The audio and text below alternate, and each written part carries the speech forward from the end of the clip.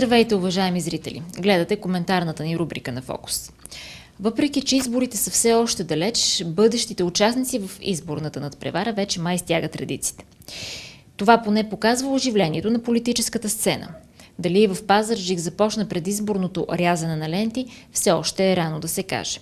Факт е обаче, че само в рамките на ден тази седмица в града ни бяха открити два обекта, при това претендиращи да бъдат уникални в световен мащаб. Здобихме се с пейка дълга 1111 метра. Любителите на корабомоделизма пък вече се радват на напълно ремонтираната си база. Тази година изборите за първи път ще се проведат на принципа 2 в 1. Ще гласуваме в един и същи ден за президент, кмет и общински съветници, така че не случайно вълнение в политическия живот се наблюдава от най-ниското до най-високото ниво, от малките планински махали до самото президентство. Българина вече си знае, когато започне прекалено често да вижда публичните личности по телевизията, когато те започнат да се представят само с добрите си страни, когато изведнъж след 4 години летаргия станат особено обществено активни и започнат щедро да дават обещания, значи изборите наближават. Това е времето, в което опозицията вади дългопазени кирливи ризи, а управляващите отвръщат на удара, като приключват с рязане на ленти всички позитивни начинания, които са започнали по време на мандата си и гордо ги показват на света. Белезите на предизборната кампания трудно могат да се объркат и в Пазарджик вече са на лице. Тази седмица само за ден в града ни бяха открити два обекта. Оказа се, че и двата са уникални в световен мащаб. Единият дори има амбицията да ни отведе право в рекордите на Гинес. Най-дългата пейка в света. На този етап така поне си мислим ние. Дали е истина, ще кажат от Гинес. За начинанието се изписа и изговори много. То започна по инициатива на бизнесмена Благо Солов, който даде идея да бъде построена най-дългата пейка, опасваща парк Остров Свобода по цялата околовръстна алея. Пейката да се изгради предимно с волни дарения от бизнеса и хем да стане чудно място за отмора, хем да щупи и рекорд. Това гласеше предложението на пазарджишкия бизнесмен. Пазарджикли се раздвоиха. Едни харесаха идеята, други се зачудиха защо по време на криза, когато сме затънали до гуша в безпаричие и бюджета изнемогва, ще търсим световна слава посредством някаква екстравагантност. Последната дума за това какво да се строи и какво не е в даден град обаче имат не гражданите, а кмет и общинския съвет, а те приеха безрезервно предложението за пейката и след няколко месеца тя наистина стана факт. Дали ще влезе в Гинес, предстои да видим. Междувременно покрай изграждането й обаче бяха счупени няколко рекорда. На първо място, пазарджишкия бизнес постави рекорд, като с невиждана скорост се отегли от начинанието. И докато първоначално обещание да дадат пари бяха дали доста фирми, на финала останаха единици с жълти стотинки. Пръв се дръпна идеолога Благо Солов, който в крайна сметка предпочете да помогне с идея, а даването на парите остави на другите. Втория рекорд закова общината за най-ненавременна инвестиция, доколкото строителството на пейка може да се нарече инвестиция. Та общината видяла неохотата на бизнесмените, реши да вложи собствени пари, разбира и такива от бюджета и извади 100 000 лева от хазната. Така идеята за пейката доби коренно различен облик. От една гражданска инициатива с благотворителен характер тя се превърна в едно никому ненужно бъркане в хазната. Ако през юни миналата година беше предвидено общината да даде 30 000 лева, а бизнеса всички останали, цифрите от последните сметки сочат, че общината е дала 100 000, а бизнеса 30, ако изобщо е дал и толкова. Така общинското ръководство изпадна в малко глупава ситуация, от която Тодор Попов се опита да излезе с обяснението, че когато пейката гигант шупи рекорда от Гинес, ще ни дадат награда, която щяла да компенсира похарченото.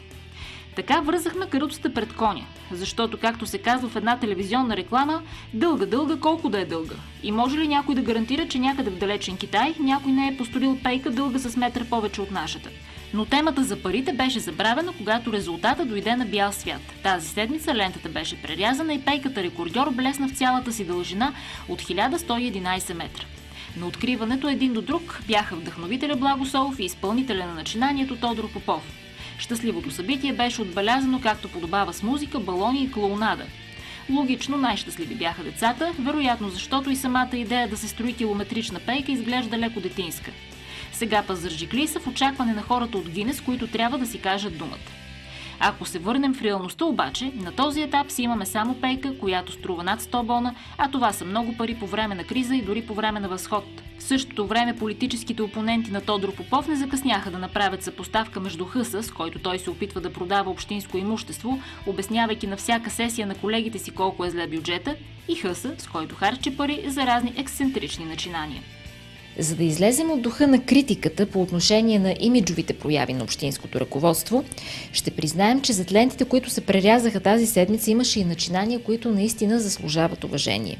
След като 20 години тънеше в разруха, тази седмица в острова беше открита обновената база на корабомоделистите.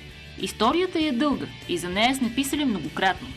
Базата започва да се строи през 1978, а строежа й приключва година по-късно, като в него участват с безвъзмезден труд десетки обикновени пазарджикли, любители на корабомоделизма и имена в този спорт. Покойният Неделчо Шишков, Том Шкулински, Петко Петков, Димитър Ганчев, Георги Лубинов, Петко Стоилов. Години наред базата е гордост за града ни. През 1992 година обаче с влизане в сила на постановление 72 на Министерски съвет за ликвидацията на ОСО, аквадрома е даден на Военното министерство. А няколко години по-късно, през 1998 година, влиза в новото ООД Войнтех. От 1997 пазарджишките спортисти ползват базата под наем. Така те са прогонени от мястото, което са построили със собствените си ръце, което години наред е събирало в провинциален Пазарджик световния елит на корабо, авио и автомоделизма. Така започва разрухата тук. Година след година, докато община и държава мандат след мандат спорят за това, чия собственост е имота, базата се разруши почти до основи. Освен материалната разруха, от нея изчезна документация, безценен архив, медали, снимки. И точно когато бяхме решили, че държавата никога няма да върне имота на Пазарджик, оказа се, че историята има хубав край. Базата на корабомоделистите беше деактувана и ремонтирана и днес изглежда така. Не само че радва окото, но връща и предишната си функционалност като спортно съоръжение. По време на откриването й Тодор Попов не пропусна да благодари на настоящия областен управител. Вероятно усилията на неговите предшественици също са били от значение, но те се увенчаха с успех именно по времето на мандата на Дончо Баксанов. За реконструкцията са похарчени 240 000 лева и те не дразнят никого. Защото всеки пазарджиклия знае, че корабомоделизма е сред емблемите на пазарджишкия спорт. Според председателя на модел яхт клуб Пазарджик Димитър Ганчев, в миналото тази база е била една от 4-те в страната. Днес е единствена и според Ганчев няма аналог в света. След ремонта пазарджишкия корабомоделизъм навлиза в нов етап от своето развитие. Още тази година градът ни ще стане домакин на Държавното първенство по корабомоделизъм и ще кандидатства за домакинство на Европейското първенство през следващата година. Димитър Ганчев и неговите съмишленици пък не крият, че интереса на децата и младежите към водната писта с корабчетата расте с часове.